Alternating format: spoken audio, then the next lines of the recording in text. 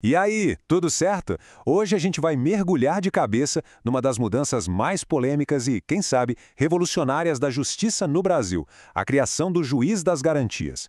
É uma ideia que divide opiniões e que pode, de fato, redefinir as regras do jogo processual. Mas antes da gente começar, se você curte entender esses temas complexos de um jeito claro e direto, já sabe o que fazer, né? Deixa o seu like, segue o canal e compartilha. Isso dá uma força gigante para a gente continuar trazendo essas análises para mais pessoas.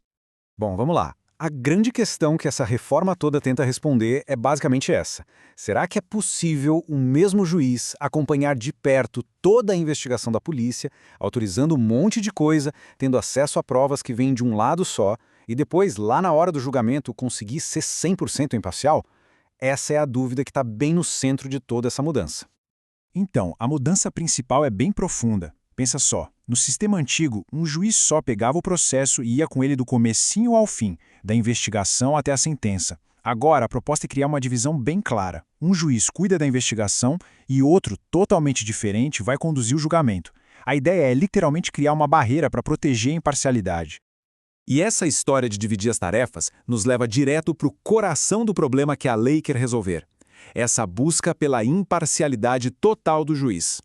O ponto-chave aqui é o que os especialistas chamam de contaminação cognitiva. Tenta imaginar a cena. Um juiz que passou meses autorizando quebra de sigilo, prisões, analisando provas que foram coletadas só pela acusação. É meio natural que uma certa narrativa comece a se formar na cabeça dele, né? O desafio é justamente esse.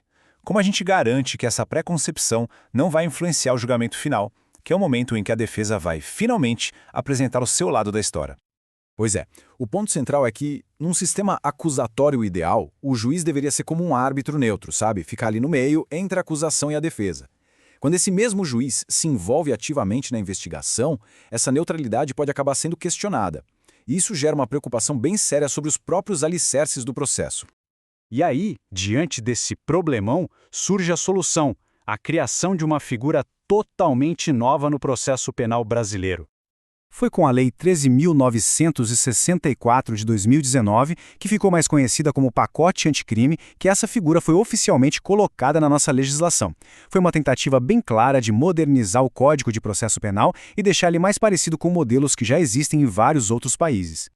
Essa definição é essencial para a gente entender o papel dele. A função do juiz das garantias não é investigar, mas sim fiscalizar. Ele funciona como um guardião dos direitos de quem está sendo investigado, garantindo que a polícia e o Ministério Público estão seguindo as regras do jogo na hora de coletar as provas.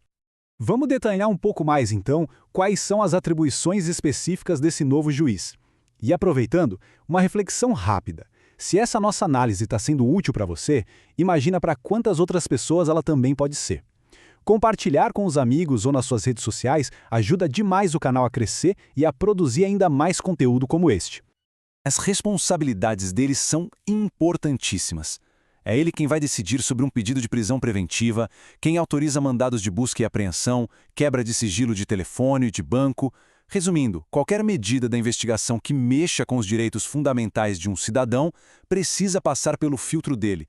Ele é, de fato, o fiscal da legalidade da investigação.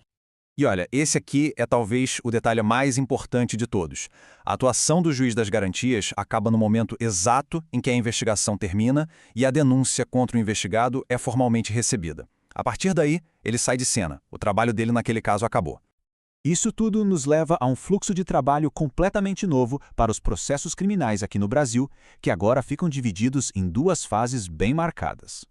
A primeira fase é toda focada na coleta de provas, na investigação preliminar. E durante todo esse tempo, só o juiz das garantias atua, tomando as decisões que são necessárias para a investigação andar, mas sempre dentro da lei. Esse aqui é o momento da virada de chave. O Ministério Público vai analisar tudo o que foi coletado e, se estiver convencido de que há um crime e um autor, oferece a denúncia. O recebimento dessa denúncia pelo Judiciário marca o fim da fase de investigação e o início oficial do processo penal. E aqui está a grande sacada. O caso, então, é distribuído para um segundo juiz, o chamado juiz da instrução. Esse juiz não teve nenhum contato anterior com os detalhes da investigação. Ele recebe o processo, digamos, zerado, pronto para ouvir tanto a acusação quanto a defesa, em pé de igualdade. E é super importante notar que, segundo o Código, o juiz do julgamento precisa reavaliar a necessidade de medidas cautelares que ainda estão em vigor, como uma prisão preventiva, por exemplo. Isso quer dizer que ele não está preso ao que o primeiro juiz decidiu, o que garante uma análise totalmente nova, independente do caso. Tá, mas como é que essa teoria toda se aplica na prática? E qual é o status dessa mudança hoje? Olha, o objetivo é nobre, fortalecer a imparcialidade e o direito de defesa, não dá para negar. Só que os desafios práticos são gigantescos. Implementar essa estrutura exige uma reorganização completa dos tribunais, o que pode significar mais juízes, mais servidores e, claro, mais custos. Coordenar isso tudo num país do tamanho do Brasil é uma tarefa, assim, monumental. A jornada dessa lei foi bem turbulenta. Logo depois de ser criada, lá em 2019, a aplicação dela foi suspensa por uma liminar do STF. A discussão se arrastou por anos, até que em 2023, o plenário do Supremo finalmente bateu o martelo. A figura do juiz das garantias é constitucional, sim, e a implementação dela é obrigatória em todo o país. Foi dado inclusive um prazo para os tribunais se adaptarem. E no final a gente fica com essa grande pergunta no ar, né? Estamos diante de um avanço histórico para uma justiça mais justa no Brasil ou de um pesadelo logístico para o nosso sistema? A verdade é que o impacto real só o tempo dirá. Pessoal, muito obrigado por acompanhar esta análise. Se foi útil, deixar o like é muito importante para nós, de verdade. Para mais conteúdo como este, siga o DireitoCast no Spotify e para ver nossas análises em vídeo, acesse o DireitoCast no YouTube ou no TikTok. Até a próxima!